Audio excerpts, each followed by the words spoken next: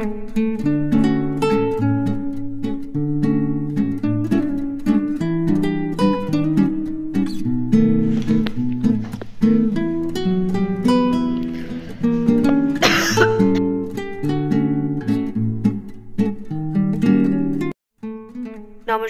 কেমন আছেন সবাই? আজকে সোমবার, সকাল তখন 9টা মতো বাজে। সকালবেলা মিস্ত্রি ফোন করে বলল যে আজকের কাজে আসবে, তাই অগত্যা তাড়াতাড়ি করে উঠে আজকের ওই বড় ঘরের সিলিংয়ের কেমিক্যাল মারবে। তো তাড়াতাড়ি করে উঠে বিছানাটাকে ফাঁকা করে দিতে হয়েছিল।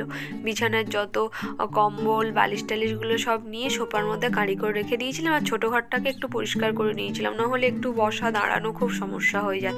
আর এদিকে আমি চলে এসেছি চা বানাতে, মিস্ত্রিও চলে এসছে, তাই ভাবলাম একজনই এসছে, তাই ভাবলাম ওনাকে একটু চা দিই আর আমরাও একটুখানি চা খেয়ে নিই।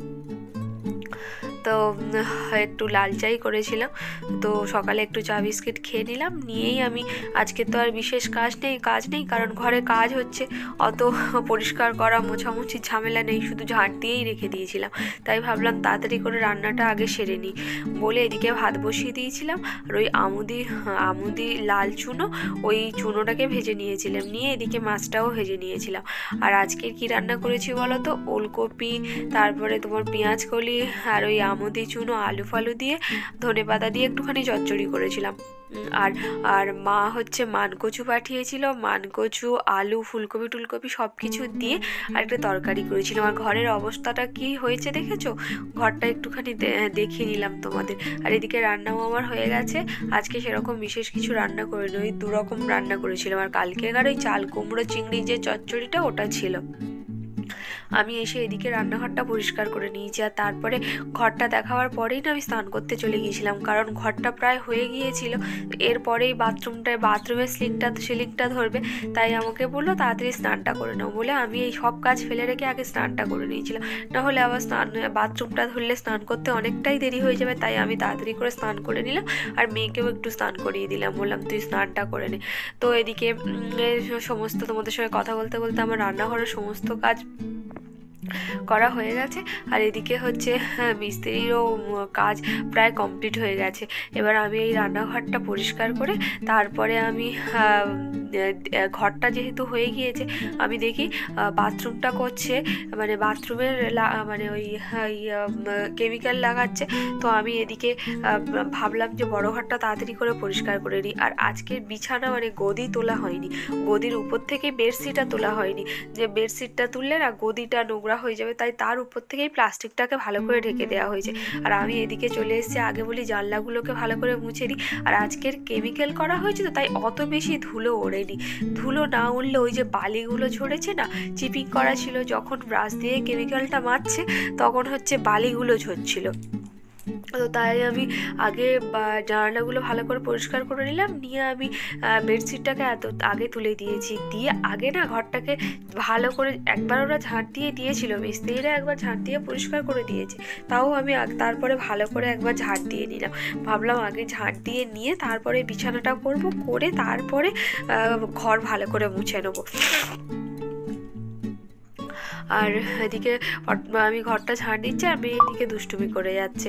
ও সেই ওর আর কি মানে কেমিক্যালটা না এমন আজকের খুব সমস্যা হয়েছে, মানে আমাদের তো নিচের দিকটা তো দেওয়ালে তো রং করা আছে, এবার ওই কেমিক্যাল ব্রাশ দিয়ে যখন মারছে না, গোটা দেওয়ালে ছিটকে ছিটকে পুরো একদম কালো হয়ে যাচ্ছে, মানে এত বাজে লাগছিল দেখতে। তো আমি ওকে বললাম তুমি তাড়াতাড়ি করে ভিজে কাপড় নিয়ে, আর হচ্ছে আমি একটা নতুন স্কচ ব্রাইট দিয়েছিলাম, বলি তুমি তাড়াতাড়ি করে ঘষে ঘষে তুলে দাও, ওটা যদি 5-10 মিনিট দেওয়ালের মধ্যে থাকে না, বসে যাচ্ছে আর উঠছে না।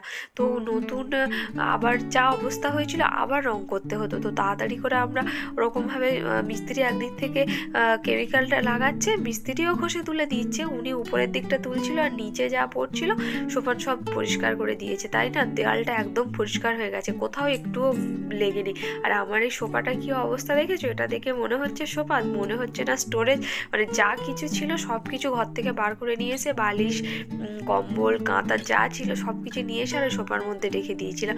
এই সোফাটাকে ফাঁকা করে নিয়ে চলে এসেছি, বেডশিটটাও চেঞ্জ করা হয়ে গেছে। এবার বালিশ কম্বল টম্বলগুলো সব এদিকে ভালো করে গুছিয়ে রেখে দিয়ে সোফাটাকে পরিষ্কার করব। মানে যে কাজগুলো সকালে করতে হয় আজকে সেই কাজগুলো আমি করছি বিকালে আর কি। যাই হোক, এদিকে সব কিছু ভালো করে গুছিয়ে নিলাম, নিয়ে এবার গিয়ে সোফাটা পরিষ্কার করব।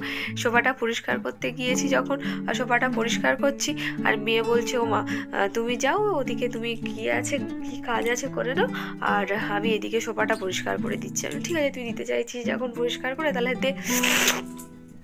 বড় হয়েছে সংসার, একটু একটু কাজ করানো ভালো। আর মেয়েদের আমার মনে হয় নিজের পায়ে দাঁড়ানোটা খুব দরকার, মানে মেয়েদের স্বাবলম্বী হওয়াটা খুব প্রয়োজন, মানে নিজে কিছু টাকা ইনকাম করাটা খুব দরকার। তাই মেয়েদের সব সময় আমার মনে হয় কিছু না কিছু, মানে সবাই তো আর চাকরি পায় না, কিন্তু কিছু না কিছু করাটা খুব দরকার।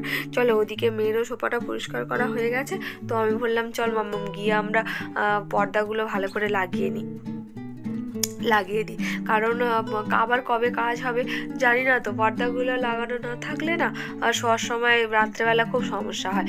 আর পর্দা ছাড়া না আমরা সব সময় পর্দা লাগিয়ে ঘুমানো অভ্যেস, তো পর্দা না থাকলে একদম ঘুমই আসে না, আর সকাল হতে হতেই চোখে রোদ লাগে, ঘুম ভেঙে যায়। আর এই দেখো, এই পর্দার যেই রডের যেই ওটা আমি লাগাতে পারছিলাম না, তো আমি বললাম যে এরকমভাবে থাক, তো বাবা পরে লাগিয়ে দেবে। এখন তো মেয়ে বলছিল দেখো না, আমার চেষ্টা করে, আমি না থাক, কোথায় আবার ভেঙে টেগে যাবে, ও থাক, তোর বাবা পরে লাগিয়ে দেবে। এখন চলো এদিকে পর্দাটা লাগিয়ে নিই। আর ওদের খাওয়া হয়ে গিয়েছে, সোপানো বেরিয়ে গেছে, মানে কাজে বেরিয়ে গেছে, আর আমি এদিকে বলি ওই কী বলে, ওই ডাইনিংটা ভালো করে পরিষ্কার করে নিই। আর কালো কাঁচ না একটু ধুলো উঠলেই একদম পুরো সাদা হয়ে যায়, তো ডাইনিংটাকে ভালো করে পরিষ্কার করে নিই, তারপরে ঘরগুলোকে ভালো করে মুছে নেব। পুরো ঘর একদম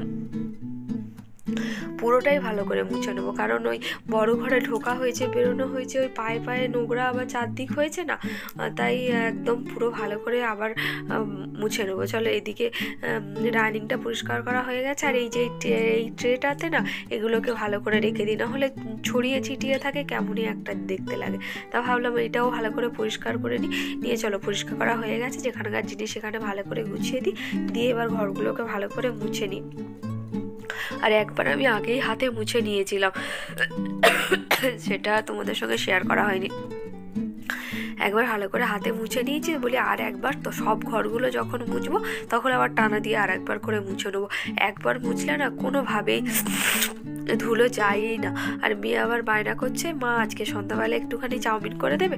আমি বলি এত কাজের পরে আবার চাউমিন, দেখছি দাঁড়া কী করি। তা মেয়েটা সবসময় তো বায়না করে না, ও না খাওয়া দাওয়া নিয়ে খুব একটা সেরকম বায়না করে না, মানে ওর একটু ডাল আলু সিদ্ধ দিলেই হয়ে যায়, শুধু মাছ মাংসটা খেতে চায় না। তাছাড়া কিন্তু ওর খাওয়া দাওয়ার খুব একটা এমনি ম্যাক্সিমাম বাড়িতে থাকলে টিফিনে ও দুধ বিস্কুটই খায়, কারণ ওকে দুধ বিস্কিটই দিই। ও দুধ বিস্কিটটা খেতে পছন্দও করে, শুধু দুধের সঙ্গে শুধু দুধ খেতে পারে না, নয় একটু চকলেট কমপ্লেন, নয় একটু মানে সেই বনমিটা, কিছু না কিছু একটু দিতে হয়। তো আজকে ভাবলাম মেয়েটা চাউমিন খেতে চাইছে যখন, দেখি, আমি ওকে বলিনি যে করে দেবো, আমি দাঁড়া দেখছি, সব কাজ করে নিই, যদি হাতে সময় থাকে, যদি ভালো লাগে তাহলে বানিয়ে দেবো। তো ও বললো ঠিক আছে। আমি এখন তুই হাত মুখ ধুয়ে পড়তে বস। তখন অলরেডি 5টা মতো বাজতে যায়, এখন 5টা মানেই সন্ধ্যা হয়ে যায়। আর আমি এদিকে তাড়াতাড়ি করে মুছে নিচ্ছি। ফ্যানগুলো যে ছাড়বো, এই ঘরের ফ্যানটা খুলে দিয়েছে, কারণ না খুলে দিলে তো কেমিক্যালটা মারতে পারছিল না, তাই এই ঘরের ফ্যানটা খুলে দিয়েছে। তাই আমি বললে ভালো করে মুছে নিয়ে বেরিয়ে আসি, আর এই ঘরটাতে ঢুকবো না। চলো, তোমাদের সঙ্গে বকর করতে করতে আমার সমস্ত কাজ কমপ্লিট হয়ে গেছে।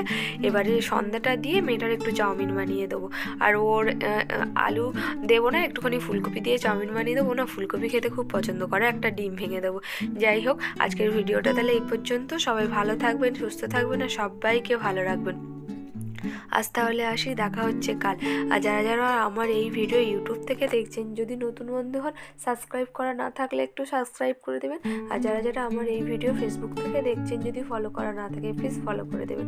আর যদি ভালো লাগে তাহলে প্লিজ একটা লাইক কমেন্ট শেয়ার করে দেবেন। আজ তাহলে আসি, দেখা হচ্ছে কাল, টাটা।